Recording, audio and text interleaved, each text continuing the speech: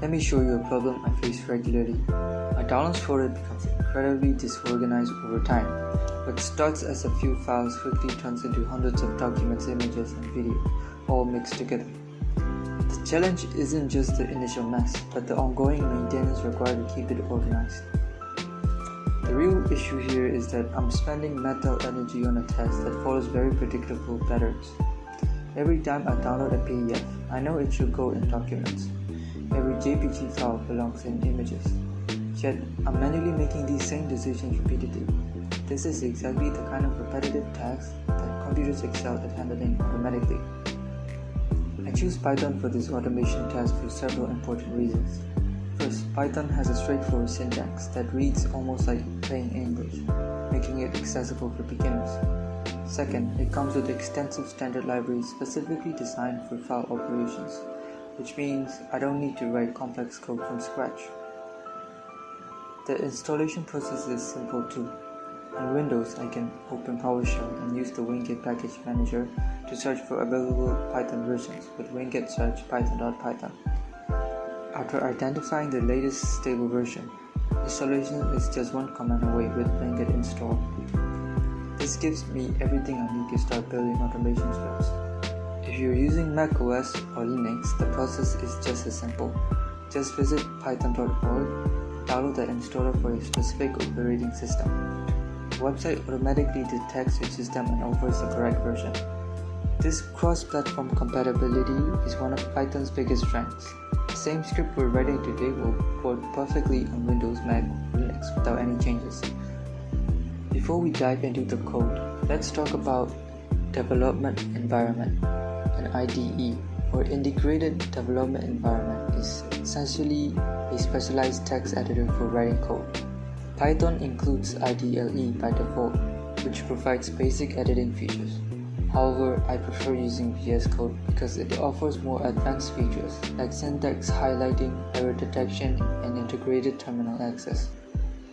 The important thing to understand is that the IDE doesn't change how Python code works. It just makes writing and debugging easier. Whether you use a simple text editor or a full-featured IDE, the underlying Python logic remains the same. This flexibility is part of what makes Python so beginner-friendly. Now, let's examine the actual script, starting with the imports and setup. The line import util brings in Python's shell's utilities module, which provides the move function we'll use to physically relocate files. Then, from pathlib import path gives us modern path handling capabilities, allowing us to work with the file paths in a more intuitive way than traditional string manipulation. The dictionary definition that follows is essentially the brain of our operation. Each key represents a folder name, while the corresponding value is a list of file extensions that will belong in that folder. For example, the images key contains .jpg, .jpeg, .png, meaning any file with these extensions should be moved to the images folder. This data structure perfectly captures our sorting rules in a format that the computer can understand and process efficiently. The main loop begins with this line, which iterates through every item in our target directory. The first critical check if item is a directory continue. This ensures that we skip any subdirectories, preventing the script from accidentally processing folders we didn't intend to organize. This is an important safety measure.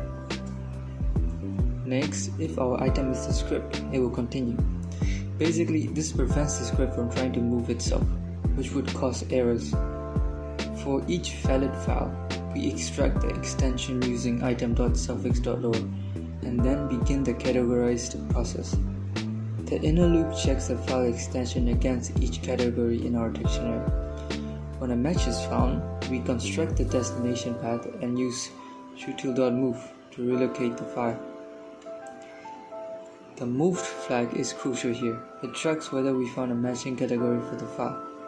If we complete the inner loop without finding a match, the flag remains false, and the file gets moved to our others folder as a catch-all for unrecognized file types.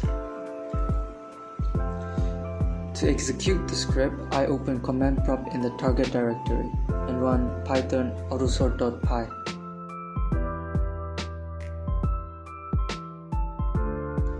The script provides real-time feedback, making each file move to the console so I can verify everything is working correctly. Within seconds, what was disorganized collection of files becomes a neatly structured directory system. The real takeaway is the process itself.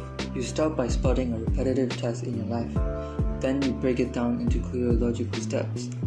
Finally, you translate those steps into code. This approach isn't just for organizing files. It's a blueprint you can use to automate all sorts of tedious jobs. Think about all the small tasks you do every day that follow simple rules. Renaming multiple files, organizing photos by date, sorting emails into folders, or even generating regular reports.